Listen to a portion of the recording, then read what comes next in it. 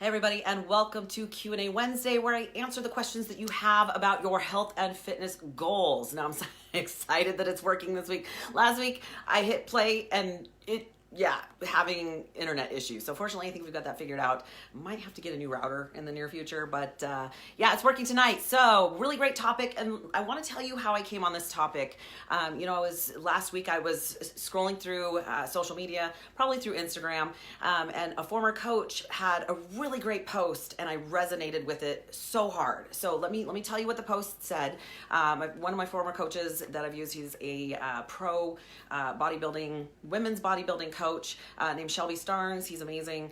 He only works with women, but man, he seems to know how to make it work. Probably the leanest I've ever been in my life.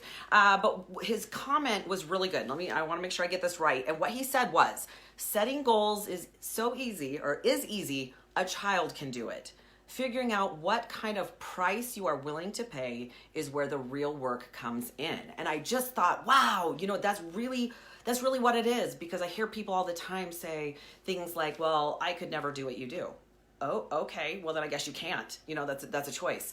Or I really want to look like you do, but I'm not willing to give up my glass of wine every night. And I'm like, those two are not congruent. They're not going to go together, right? So again, I know that you're probably thinking from the title, we're going to talk about money, and we might hit that just a little bit, but that's not really what I'm talking about when it comes to the price of health. Now, we're going to talk a little bit about the price of health, and then also the price of health goals. Now, there's a little bit of differentiation in there. I'm really fascinated watching people respond to the pandemic, and really so focused on, well, you need to wear a mask because you need to take care of me, but yet I'm not willing to take care of myself. And I find that really disturbing, that we so much want other people to take care of us, but we're not looking within ourselves to say, what do I need to do for my very best health? Because of course that will technically help everyone. We really live in a country right now that is so unhealthy. I've spouted some information, some statistics over time, but the one that I'll mention to you right now is that 88% of our country here in the United States, 88% is metabolically unhealthy.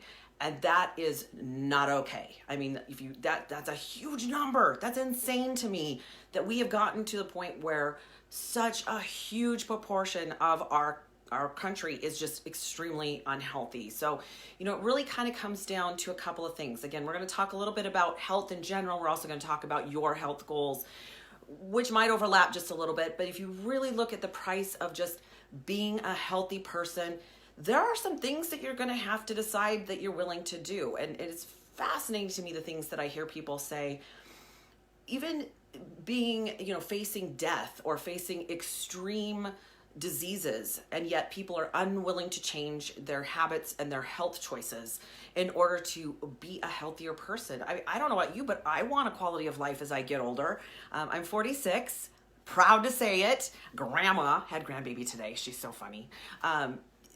I want to be active well until it's time for me to leave this earth. So, to me, it really is important that I treat my body well, and that I'm doing what it takes to be as healthy as possible. So we're going to talk a little bit about that. And when it comes down to, a lot of people say, well, I really want this, but I really want that. You're going to just have to decide which you want more. And I use that comment or that question a lot with clients when they say, well, I'm really struggling. I really want, this piece of cake because it's my friend's birthday, or I really want to go out to dinner. I want this glass of wine. That's fine. And if you do it once in a while, it's not a big deal. But what usually happens is it starts to happen pretty frequently, and then they get off track, and it's not taking them closer to their goals. It's taking them away from their goals. So we really have to decide, which do I want more? Do I want that candy bar, or that cake, or that thing that I'm addicted to because it's sugar, and I know all about that. I have a sweet tooth. Or do I want to be healthy and happy, or fit that bikini, or whatever it is that's your goal?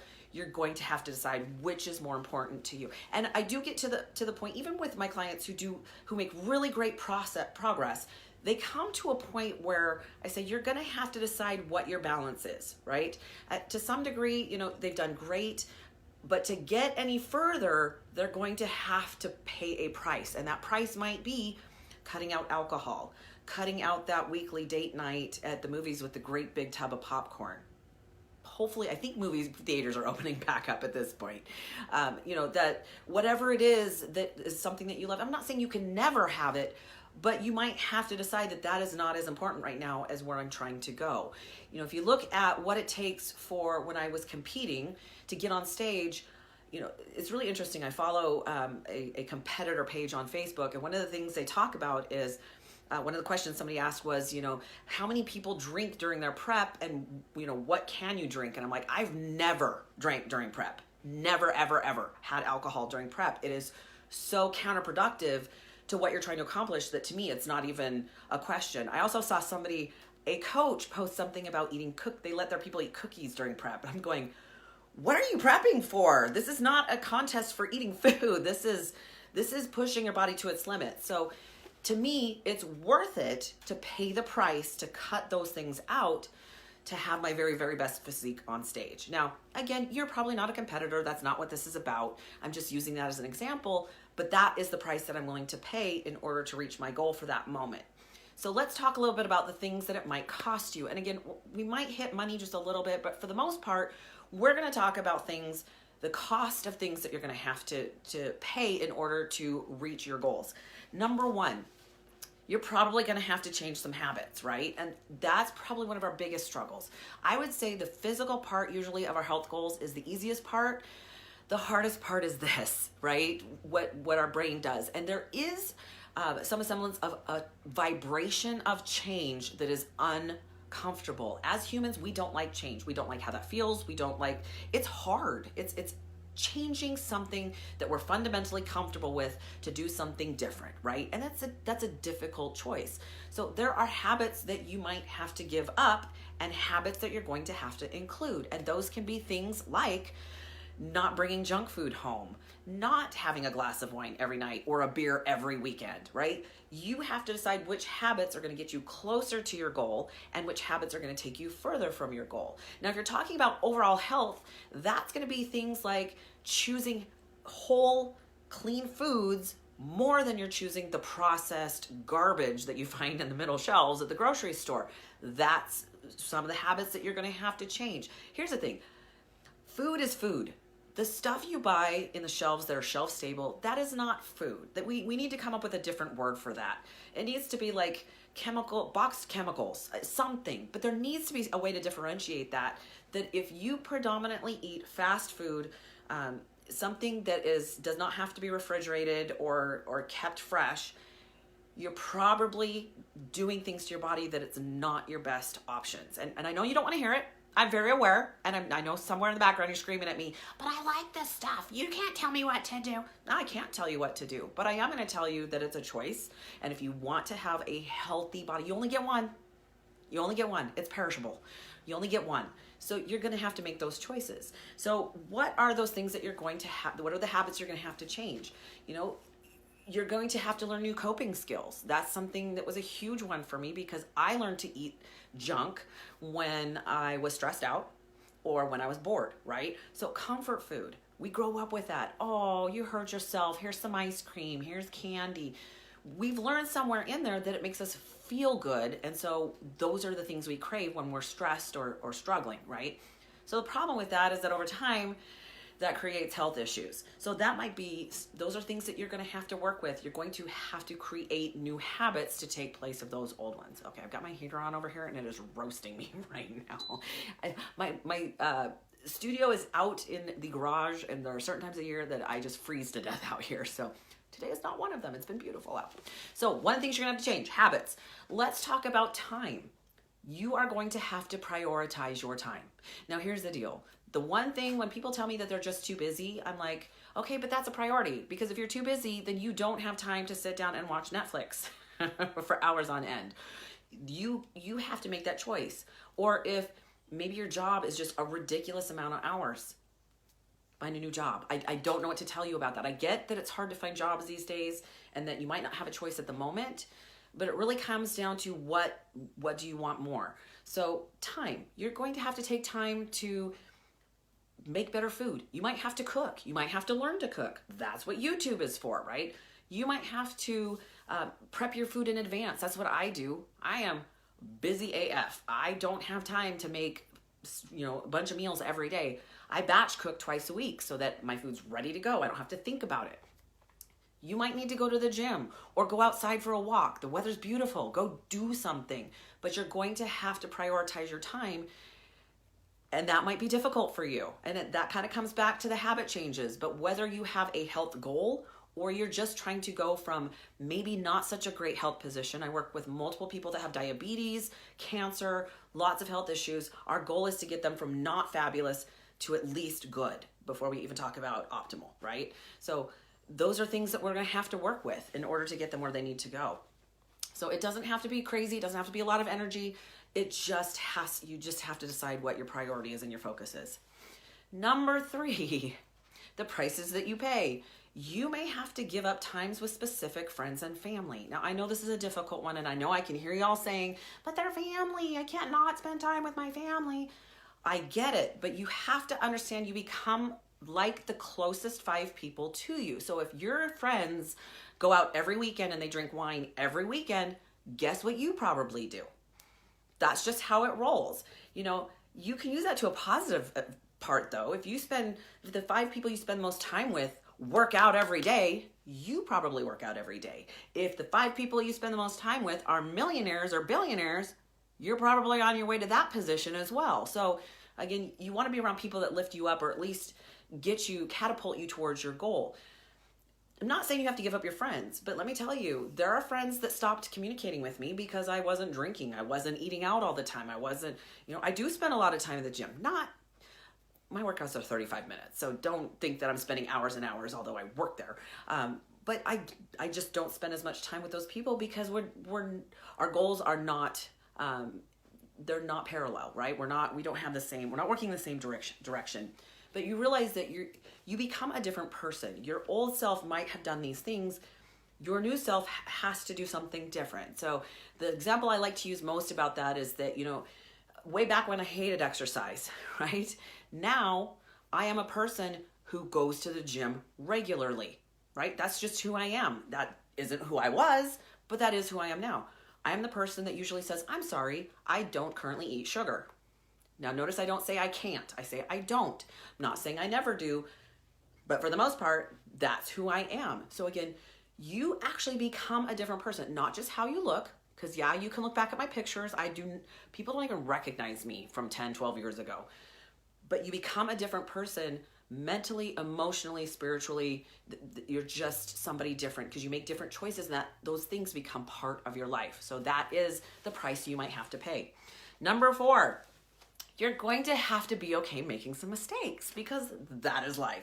I find it fascinating that people get so frustrated. They're like, how come I lost 6 pounds and now I am just like, I'm going like this, I'm up and down. And like, well, how was your week? And they're like, well, I think I did pretty good, but I did go out to dinner and I did have a pitcher of beer. And I'm like, okay, well, life is, success is messy. There is no linear straight line. You are not going to lose a pound every week on the dot just because you have the very specific deficit of calories. That is not how your body works. It doesn't follow this mathematical plan, right? There's more to it. There's more biology to it. There's variables you don't necessarily know. Your goal is just to go the right direction and trust the process. I'm sure you've heard that one before. So you're going to have to be okay making mistakes. There'll be times that you realize, oh, that coffee creamer that says it's sugar-free still has a bunch of vegetable oil in it. And Melissa says that's not very good for me. Probably not a great choice.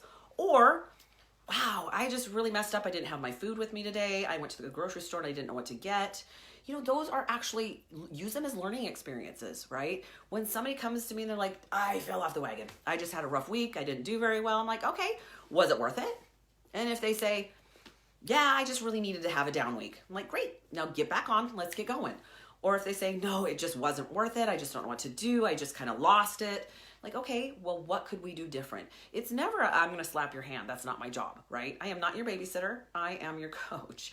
I want to help you figure out how to be more prepared next time so that when you have the same issue happen, you know how to deal with it, right? Whether that's better coping skills or having food with you or making the choice of what you're going to have at the restaurant before you get there. There's ways to learn how to work around it, but we're all human. We make mistakes. I'm not immune to eating my feelings. I do it. We just have to know it's okay. We need to find a way around it. If you eat something you're not supposed to eat, that does not make you a bad person. I don't know where that ever has come from. They're like, well, I was just bad this week. No, you weren't bad. You just didn't make the best choice to support your goal. Who cares? Move forward, learn a way to do it better next time, okay? And you have to be willing to be uncomfortable because it's hard. It's hard to follow your goals. It just is. I can't tell you how many seasons of competing that I used the word struggle and miserable. That's just how it rolled, right? So again, you're going to have to learn some different things, and learning is best done through choices that don't get you the direction you want to go. All right, number 5, you are going to have to endure unwanted advice, right? And peer pressure. Just because we are adults does not mean that you don't have peer pressure. And if you are at your family's house all the time, you're going to know that they're going to be like, why won't you eat my food? First of all, stop pinching my cheeks. Secondly, because I have a goal. Well, but you love my pasta or you love my pizza or whatever. Great. I'm not having it today because more than once I have taken my own meals to Christmas dinner at my family's house. Probably wasn't, I'm sure they were kind of offended. I don't know. But you know what? Over time, they've watched what I've done with that and how I've treated my body and what I've learned. I'm not saying I don't ever eat fun stuff. I'm just very picky about what I eat, because if I have to work those things off, if I have to work off that donut or that, that pulled pork barbecue chicken sandwich, or whatever. I know I just said pork and chicken in the same. Whatever that is, if I have to work it off, it better be amazing. I don't eat it all the time, but when I do, it better be worth it, right? So again, part of it is you're going to have people come to you and they're going to be like, well, if you want pizza, just eat pizza. You're too skinny already. Why do you need to keep going? Dude, this is not their goal. This is your goal. Don't let other people tell you what to do, right? It drives me crazy because people get it from all kinds of directions. They're like, well, my sister said that I shouldn't be doing that. Is your sister healthy? Would you change places with her? Is your family friend of the uncle's families, whatever, have they been through your goal before? Are they a personal trainer who has an incredible nutrition background? Then why are you taking advice from them? So be careful who you take advice from. And when that peer pressure comes around, there are ways to combat that. Number 1, enlist them into your goal. People say, well, I don't want to offend them. Okay, so them being offended is more important than your goal. That's kind of silly, but let's work with that. I'm sorry, Mom. I'm coming to your house today. I'm not going to be able to eat what you're cooking tonight. I'm really working on this hard thing. I'm paying a trainer. I want to make sure it's worth my while. And she really has challenged me to stay away from gluten right now. Is it okay if I skip the whatever it is that Mom's made? I really need your help, and I know you're my biggest fan. Maybe they're not, right? Because sometimes the people that should be your biggest fan isn't, right? And it's not that people don't want you to do well. They just don't want you to do better than they are willing to do, right? Whether that's just because they're just not willing to put the time and effort into it. Maybe they're lazy, or that's just not their thing. It's kind of the whole misery loves company thing. Well, if I'm not willing to, go to the gym 5 days a week and really, cut out sugar, then you shouldn't either. It's not your goal, it's mine. So just remember that you think that we're going to get rid of peer pressure when we leave high school. Yeah, that's not really how it works. I know, noise in the background. That means somebody's home and the garage door is open. So welcome to my world. All right, let's keep going. So number 6, we're going to talk a little bit about money, because it does. You know what? There's probably going to be a little more money involved, at least in some instances, but it's a trade-off, right? Maybe you give up lattes and you spend it on your gym membership. Maybe you give up, buying everybody drinks every weekend and you spend that on, I don't know, new clothes. New clothes are really fun, especially as you start to lean out a little bit. Whatever it is, there's going to be a trade-off, right? You're going to have to decide what's more important. If that daily $6, $7, $8 latte is more important to you, don't know what to tell you, right? So again, decide what are your priorities, right? And I'm not saying you can never have it. Notice that it's always a choice. It's never a hard cut. You cannot have that. It's which you want more, and does that help you get towards your goal, right? So again, it's the trade-off. Again, there will come a time where maybe you even hit your goal. Maybe you hit your goal and you're like, could I maybe get on stage in that, bikini thing you guys keep talking about? Probably. Are you willing to not eat any sugar, not drink, not hang out with friends probably for the next few weeks because, yeah, I'm going to tell you, I'm not fun when I'm in prep. So there's some things that you're going to have to decide. Maybe not. Maybe that's not worth it. Like, here's the deal. If I had to give up chocolate for the rest of my life, that would probably be a no-go because, yeah, that's kind of my thing. Now, I don't eat it all the time, but I make myself earn it. So just something to think about. What's that balance? What's that trade-off that you're willing to do? So again, if you want to be, a fitness competitor or a fitness model or get really super lean so that you can wear your bikini in Mexico this summer, whatever it is, but yet you tell me, but I'm not giving up that glass of wine every night. Honestly, I'm going to be the coach to say, those two don't go together. You're probably, if you do the one, you're not going to hit the other because for some odd reason we have this disconnect in reality of, well, I can still do these habits and get where I want to go. No, that's not how biology works. That's not how science works. You have to actually pay attention to how the body works. Just making sure that I've got all this. Yeah, pretty much. It really does come down to what are you willing to do? What's the price you're willing to pay? Again, it's not all money. Sometimes it's just choices and time and effort, and maybe even getting your head right, spending the time with the people that can help you stay there. It's not usually what you think, but you might have to do some research to find out what those choices and what that price is going to be. So if you guys have any questions or if I missed something that you want me to cover, please let me know. I get my very best ideas from you. Also, if you have a question that you want answered, again, I get my very best ideas from you. Glad that my Wi-Fi was working today. I don't know, technology. Me and technology have this love-hate relationship. It just is what it is. But we will be having Meals with Melissa on Saturday. I come up with the greatest ideas. You guys, my last few, my family is like, please make more. Pinterest is your friend. Just saying. There's some great stuff on there. So have an incredible weekend, you guys, or have an incredible week. It is beautiful here in Washington State. Kind of ready to put some stuff in my garden, but the grow zone says I've got another month. So I am waiting, but I'm excited. I love the weather. I want to be outside. I need that vitamin D. And I am super excited that you're all here. By the way, every Facebook Live I have ever done is up on my YouTube channel under Fillmore Fitness. You can hop on there and watch everything I've ever done. It gets uploaded when we're done, including the Meals with Melissa. Also, don't forget to go to fillmorefitness.com and sign up to receive my free ebook called 1200 Calorie Diets and Other BS. Not going to say it because I don't want to make people angry, but it is garbage when people are like, I only need to eat 1,200 calories. You can also sign up for a free consultation to talk about your health goals or your nutrition. Love to do that. That is my thing. I love what I do. I love my job. Have an incredible evening, you guys. That is Q&A Wednesday. And until next week, stay healthy, my friends.